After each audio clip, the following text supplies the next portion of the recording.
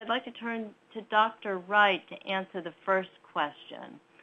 You mentioned the connection between air quality, secondhand smoke, and asthma. I'm interested, the viewer, the participant is interested in any data that you might have to address population disparities concerning asthma. Thank you, Carter, and thanks for the question. Certainly, reducing health disparities and hopefully someday eliminating health disparities is an important goal of the Healthy People Initiative. I have a couple of slides here that point out the health disparities associated with hospitalizations for asthma and emergency department visits. In the slide that is currently listed here, the disparities are graphically represented. I think, as I mentioned earlier, asthma is triggered and exacerbated by environmental factors such as air pollution and secondhand smoke. Without question, asthma is a serious public health concern, and asthma disparities are a key issue that needs to be addressed. Hospitalizations for asthma among children and adults ages 5 through 64 varied in 2007 by sex, race, and health insurance status. As you can see, the rate for females of 13.8 per 10,000 was more than 1.5 times the rate for males at 8.2 per 10,000. The rate for blacks were 22.8 per 10,000, and that was more than 3.5 times the rate for white, which was 6.4. Rates also varied by health insurance status.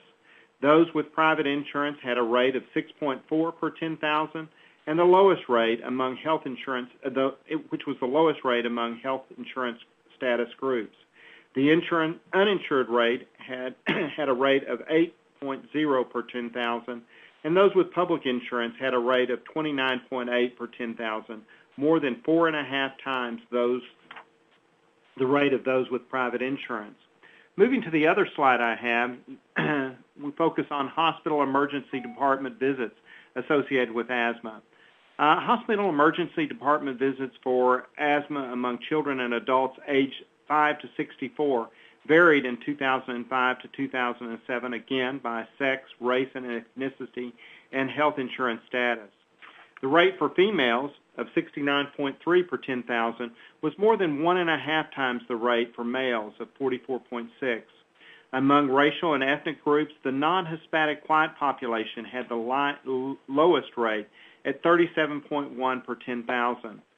The rate for Hispanics was more than 1.5 times the rate for non-Hispanic whites, and the rate for non-Hispanic blacks was more than 5 times the rate for non-Hispanic whites.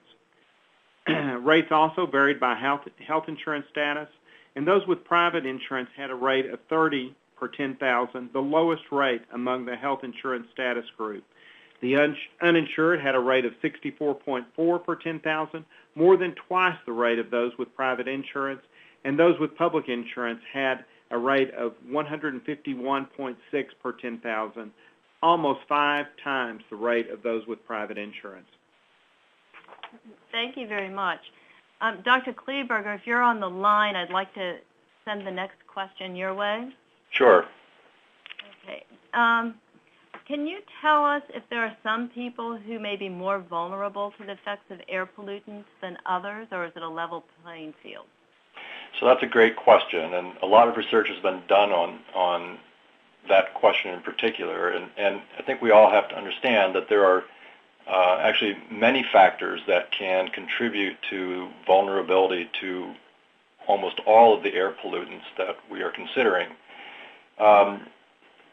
So socioeconomic status is an important determinant of susceptibility or vulnerability. If you live in poor neighborhoods, you are oftentimes more likely to be exposed to high levels of air pollutants. Pre-existing disease is another important determinant. As we've heard, asthma is one of those. But cardiovascular disease, diabetes, obesity, these are all factors that are important. It's been determined over the relatively recent years that a genetic background can also have an important impact on whether you are very susceptible to air pollution and the effects of the pollutants or not. So there are a number of factors that can contribute. Others include gender and age. So the playing field is not level. In fact, some people are much more vulnerable or susceptible to the effects than others for any number of reasons that I've just described. Okay, thank you very much. And now, Mr. Mintz, are you on the line? Yes, I am. Great. I have a question for you. Is every city required to report the AQI? No, they're not actually. Only cities that have populations greater than 350,000, based on the 2010 census data, are required to report the AQI for the day. However, we do have air quality monitoring in many more areas, and most other areas where we have air quality monitors actually do report a daily AQI. Thank you very much. Mr. Wiley, I have one for you. How do you respond to other kinds of pollution? We track all the criteria pollutants plus more. We have a total of actually 40-plus monitors here in the county, and we track those. The difference here is your ability to respond. Things like ozone build up over time and over distance. In fact, we see here in the Phoenix metro area impacts from Southern California occasionally. And so, ability to stop it is a little bit more difficult.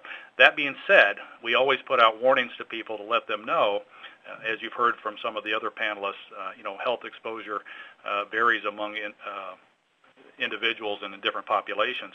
So we're always putting out alerts to people to reduce their exposure whenever that happens. The one thing that we're working on expanding this program on is related to fine particulates. Believe it or not, we use fireplaces here in the desert Southwest. Occasionally it gets cold, but we tend to use that during holiday events.